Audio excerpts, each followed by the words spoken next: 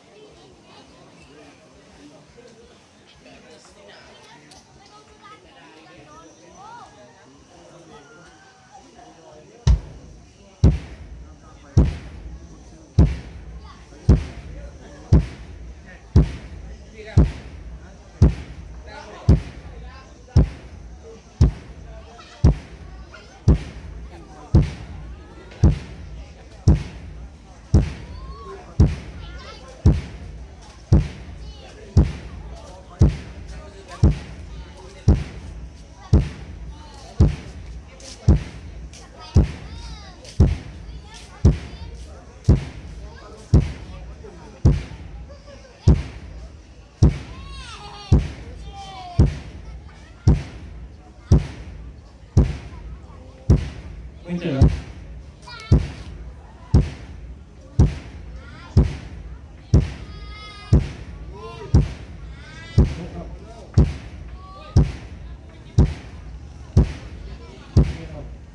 ลุกครับ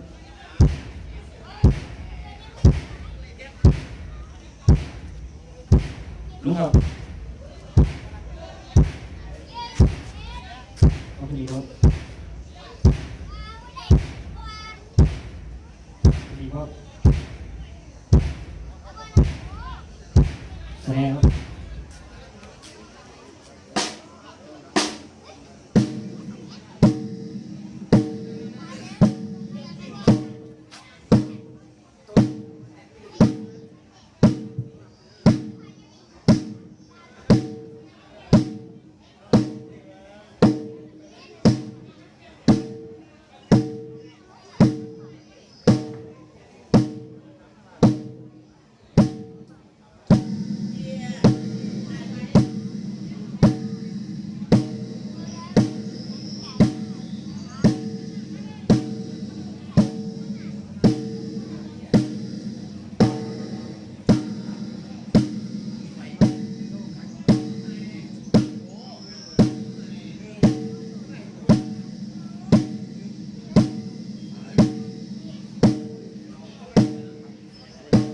ไม่เจอครับนะ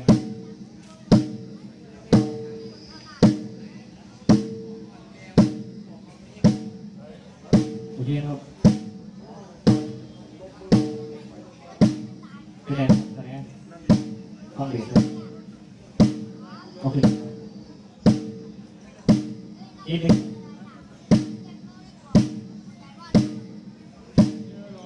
โอเคครับโอเคครับลุกครับ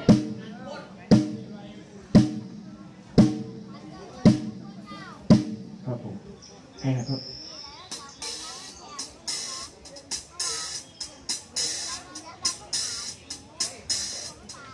เอาไม้ลงเลย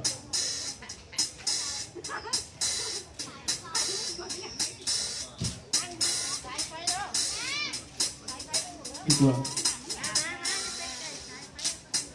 พี่ตัวครับโอเคนะครับฟังเบสด้วยนะครับโอเคครับ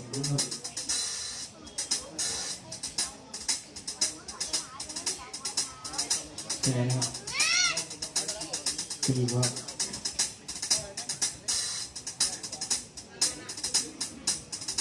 เป็นไงนะครับ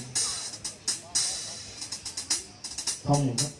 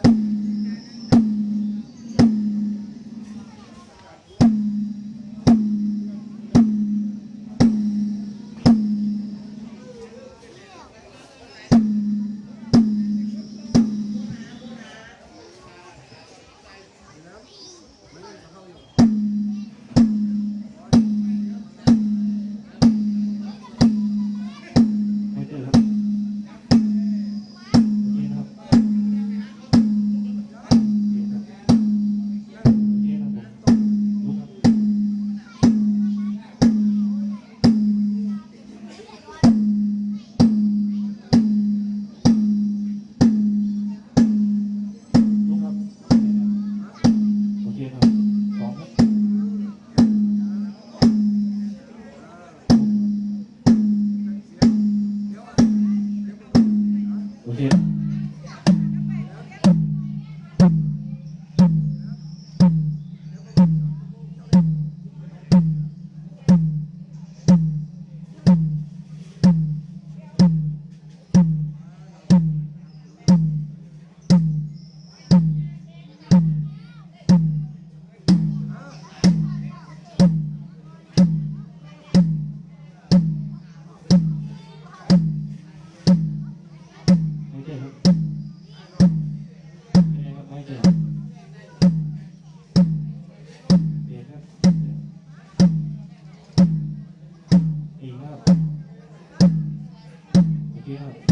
ลุกครับ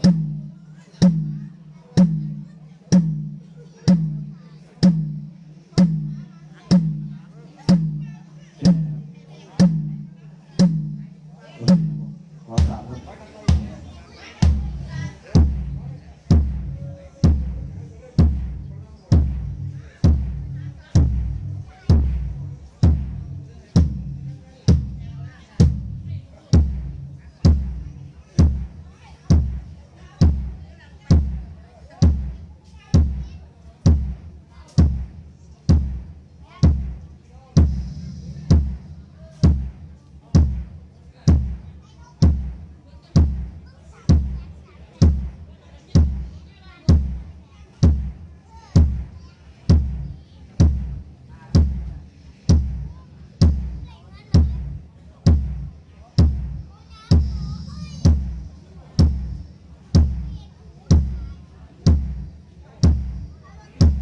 ครับโอเคเลย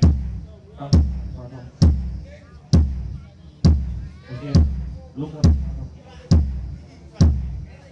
โอเคเล่นสองครั้ง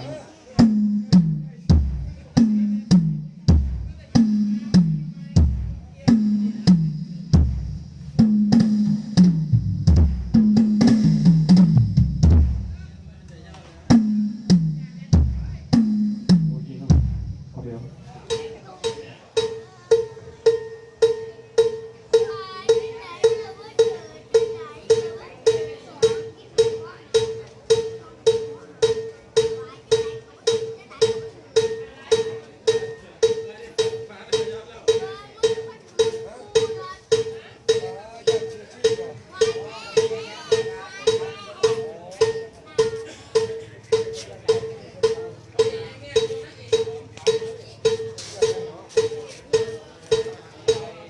นะครับไว้เจอ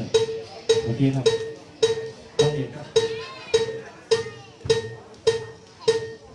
ต้องเด็กไปเลยครับไว้เจอขอเดียว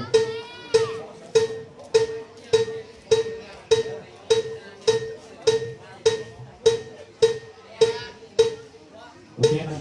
ลุกครับขอเดียวขอเดียวไปไหนนะครับลุกก่อนนะครับขอไว้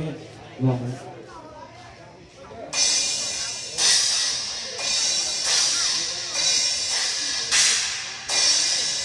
โอเคครับผม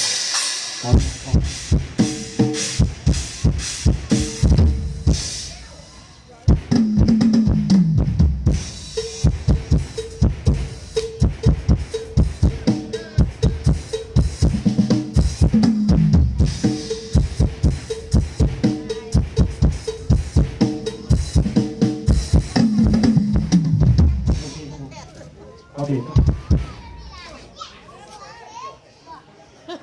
นี่กังนี่อะไรก็ดังแฉะแฉะแฉะแฉะ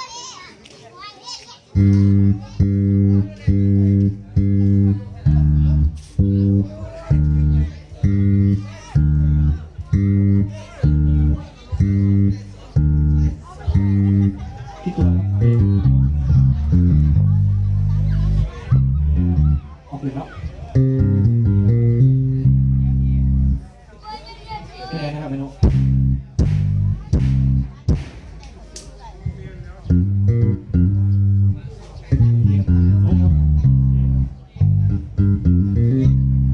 โอเคครับ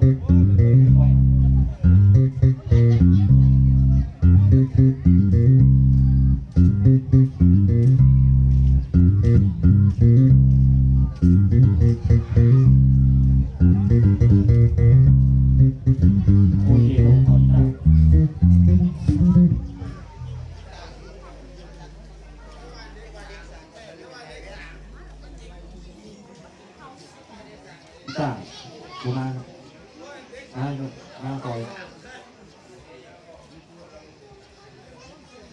เดี๋ยว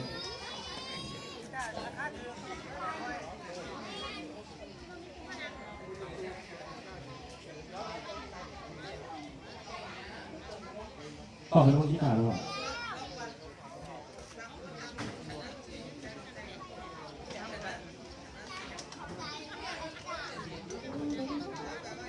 เยอะมากเลย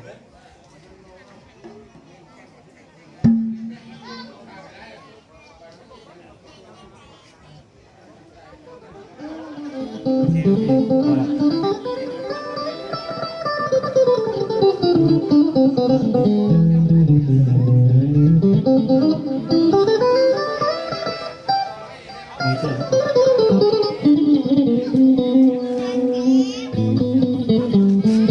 ไม่ได้ครับลง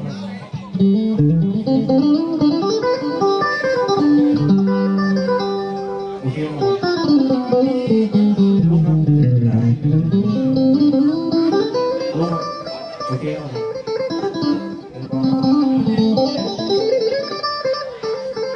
โอเคครับ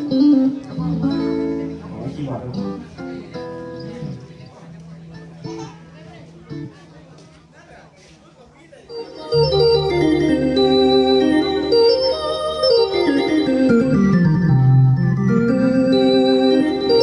ลุกครับโอเคครับลุกครับโอเคครับล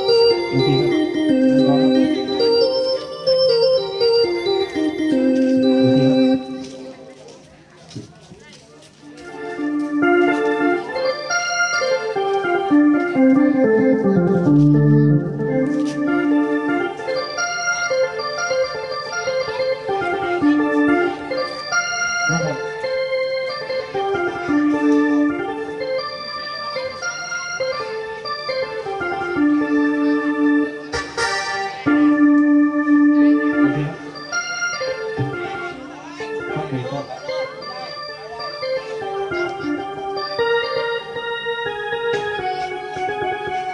รับโอเค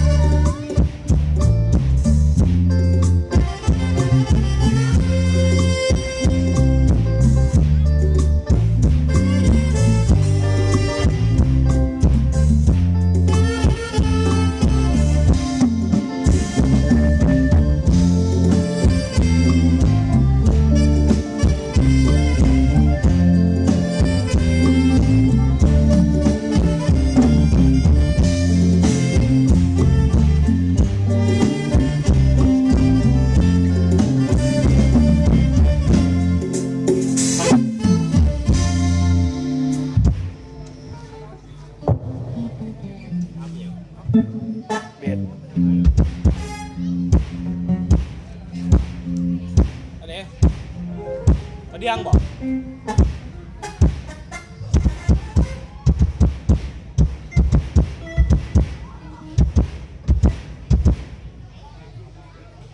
คำเด็ด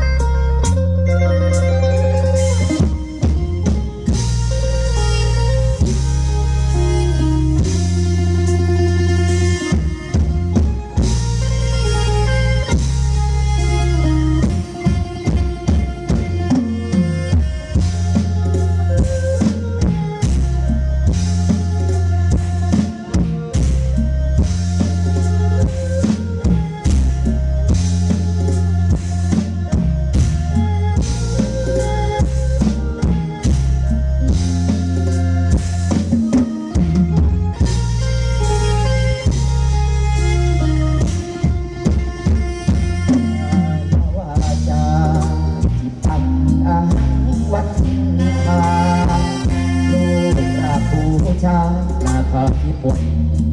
สีสุดโตหมอลำคนทองขอพรประเสริฐให้สดใสใช่โยยาสีประทุมมาพาดาวก้าวไปให้ความไกลใหญ่โตนาคานาคีเป็นร่มใสร่มโพวิสุทธิเทวาโอเชมิสาธุสาธุ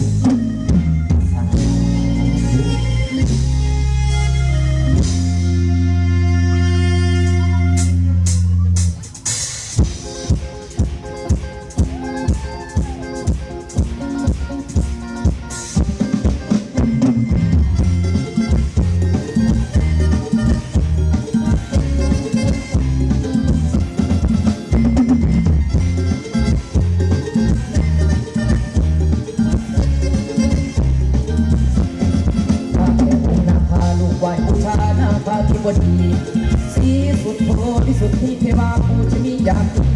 ขอพรปกปักรักษาด้วยมนต์นาคาให้ผู้คนอารีให้ลูกอยู่ดีกินดีมาบุญบารมีด้วยมนต์นาคา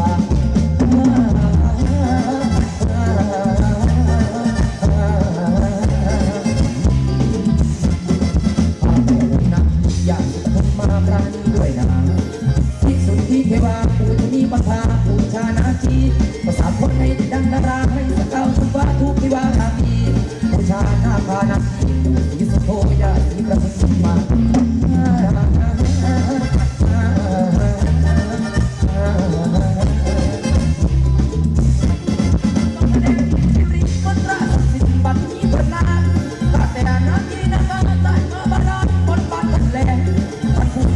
ดอกไม้ยกขึ้นมาว่าผู้ชาตามแนวก็ให้ประสาทคนมาแถวให้บรรณาสดใสให้คนทรง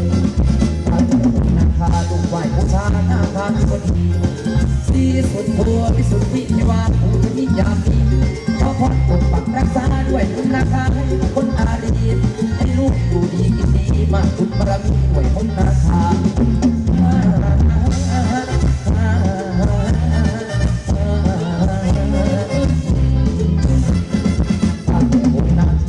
ปทุมมาปราณีด้วยนะ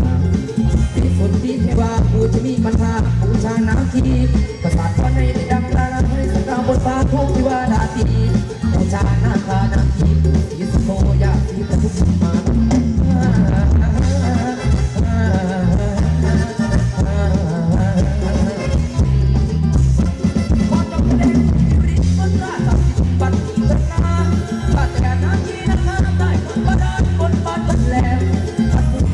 ดอกไม้ยกขึ้นว่าผู้ชาตามแนวก็ให้ประสานคนขัดแย้งให้บรรณาสดใสให้คนนิยม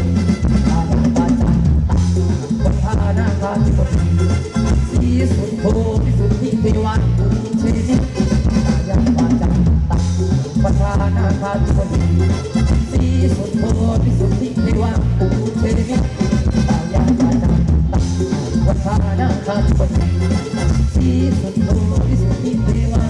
สี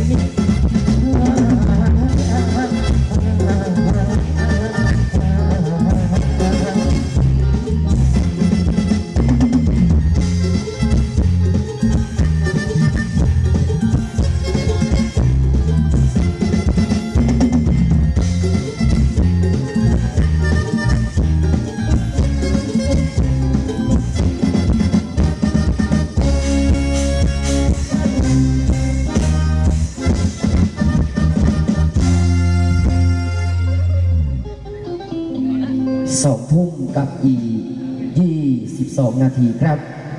ก่อนอื่นก็ต้องขอกราบสวัสดีครับมิตรหมอแคนแฟนหมอกองพี่น้องหมอลำอันเป็นที่รักกราบสวัสดีพี่น้องชาวเจริญศิลป์กับพี่น้องชาวอำเภอพนมไพรพี่น้องชาวจังหวัดร้อยเอ็ดอันเป็นที่รักสุขผลสกุลแล้วกันครับวันนี้ครับศูนย์รวมความบันเทิงครับจากสำนักงานเรียนธุรกิจพาเพลินนะครับศูนย์รวมความบันเทิงความมวลนะครับสำนักงานใหญ่นะครับโดยการนำของอาจารย์เรียน